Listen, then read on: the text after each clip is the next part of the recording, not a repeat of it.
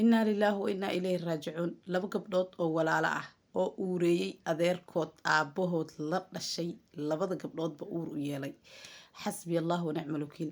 masiibadan waxay ka dhacday wadanka masar maalin walba waxaa kasoo yeeraysa masiibada ay ka daran tahay. soo qoyskan waa hooyo iyo aabo iyo laba gabdhood, ilmo kale inay haystaan waa laga yaabaa, laakiin hadda waxaa hadalheynta iyo dhibaatada ay ka taagan tahay waa labada gabdhood. aabaha wuxuu ka shaqeeyaa magaalo kaleeto, soo maxaa dhahay magaalada ay degan yihiin ma ahan magaalo kale uu ka shaqeeyaa, badanaa ma joogo aabaha guriga, laakiin waxa guriga joogta waa hooyada. labadan gabdhood dadka qaarkood waxay leeyihiin 13 ilaa 14 ay kala yihiin, qaarna waxay leeyihiin mid waa 9 jir midna waa 13 jir.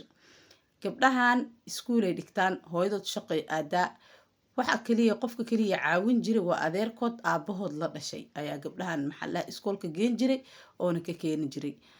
kadib maxaa dhahay waxaa dhacday adeerkii labadii gabdhoodba inuu ka shaqaystay, oo labadii gabdhoodba hadeertaan midna xaamile ay tahay midna ay walac tahay, labada gabdhoodba ee uur uu u yeelay. xasbi allah wa nicmal wakiil. markii sheekada ay banaanka imaatay oo gabadhii la arkay xaaladeeda inay culus tahay la weydiiyey, ee dhahday waxa maxaa dhahay adeerkay waay, tii kala la fiiriyey adeerkay waay. soo marka meesha masiibada ay ka jirtaa waxay tahay gabdhaha aabaha hooyadiisa ayaa guriga kula sii nool, yacni cidda la degan familiga saa u malaynayo. ayayda waxay leedahay gabdhahan ayagaaba adeerka raadin jireen oo waxaan ayagaaba ka keeneenba camal, wiilkaygu wuu fiican yahay. xasbi allah wa nicmal wakiil. waxay difaacaysaa wiilka jariimada geystay oo gabdhaha kufsaday oo uurka u yeelay. labada wiilba ayadaa dhashay, midna waa curudkeeda oo gabdhaha dhalay, midkan gabdhaha dhibaateeyey oo uurka u yeelayna waa mumkin yaraankeeda waa u maleynaa, laakiin waa adi maxaa dhahay 25 meelahaas. waa qof weyn oo horta maxaa dhahay gabdhaha ka weyn oo caqligiisa u kala go-ay. markii intaas laga soo tago, ayayda waxay ku indha adag tahay ee leedahay gabdhahan ayagaa raadin jiray oo habeen xitaa waxay dhihi jireen adeerkeena soo socdo ayaya casho u kari camal, casho u kari. markaasaa dhihi jiray ani saacadan jika ma geli kariya iga taga iska dhihi jiray waxyaalo noocaasa. yacni gabdhaha masiibada waxay leedahay waxaa waayaba gabdhaha oo adeerka falkan waxaa geliyey wiilkayga waaba gabdhahay leedahay, gabdhahaas oo teenagerka oo yaryar oo subxaanaka yaa cadiib. masiibada ayayda saasay ku adkaysatay markii la wareystay. hadda waxay leedahay haddii cid la ciqaabayo wiilkayga lama ciqaabayo, hal la ciqaabo aabaha gabdhaha dhalay iyo hooyada dhashay maxaa dhahay gabdhaha. macal waxay ku marqaati fureen walaalihiisa oo kaleeto oo maxaa dhahay wiil kale oo xitaa waxaa jira oo aabahaas ku xigo oo asagana nin weyn ah. ninkii weyn xitaa wuxuu meel lasoo fariistay, wuxuu leeyahay haddii cid la ciqaabayo hooyada gabdhaha dhashay hal la ciqaabo, ayadaa gabdhaheeda dayacday oo gabdhaheeda maxaa la dhahayay shaqo ka aaday, ayadaa gabdhaheeda ilaasho weysay. sow cid haddee maxaa la dhahayay uu xukunku dhacayo ama xabsi uu galaayo waa hooyada gabdhaha dhashay.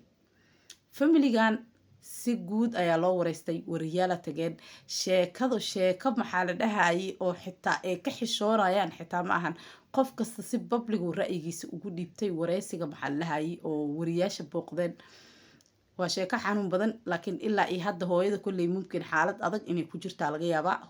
hooyada lama soo bandhigin yacni wareysiga hooyada, laakiin ayayda iyo adeerada iyo maxaa la dhahayay aabaha oo gabdhaha dhalay asagana wuu soo laabtay, gurigiisuu kusoo laabtay asagoo murugo iyo dhibaato badan dareemayo oo dhahaya maxaa la dhahayay yacni xanuunka maanta walaalkay uu ii geystay wax aan kasoo kabsanayo weligeyga ma ahan. yacni waana xanuun gabdhahaadii laba gabdhood oo waxaan ku dhahay walaalkaa kula dhashay uu kufsaday. soo ma aqaano masiibadan masar meel ay ka haysato wadankaas. wadamada dhan horta masiibooyin way ka jiraan, laakiin waxyaalo oo yacni oo maxaa la dhahay mustaxiil ah badanaa ka dhaco. yacni gabdho adeerkooda kufsaday. xasbi allah wa nicmal wakiil. weliba hal xitaa uu ku qaldamay la dhihi lahaa, laakiin laba gabdhood jaanis uu ku helay. gabdhahan kolley dayacaad badan ayuu ku helay maadaama aabihina uu ka maqan yahay, hooyadina ay ka mashquushay. marka hooyo kasto oo waxaan ku dhahay videogan arkaysa, muhiimadda ma ahan masiibadaas masaray ka dhacday ma ahan, meel kastay ka dhici kartaa. hadday gabdho ku joogaan gabdhahaada ilaashaha ku aaminin qof nin meel kasta uu ka imaaday nooc kasta uu yahay. nin waa nin ha ku aaminin wala adeer wala abti xitaa ha ku aaminin hooyo kasta gabdhaheeda ha ilaashato mar kasta maxaa la dhahay dhaqaatiirta sokorijiga way ka digaan in maxaa la dhahay ilmaha loogu tago maxaa la dhahay hooyo gabdho u joogto gabdhaheeda ee ugu tagto maxaa la dhahay yacni xitaa wiilal dhalinyaro ilma abti ilma eeda ay yihiin xitaa hadday guriga joogaan in ay ugu tagto mar kasta waa laga digaa soo marka hadday gabdho ku joogaan gabdhahaada ilaasho fiideogan marba intaan haddaa soo gaarteen sheer gareeya meel dheer gaarsiiya xaqiisana siiya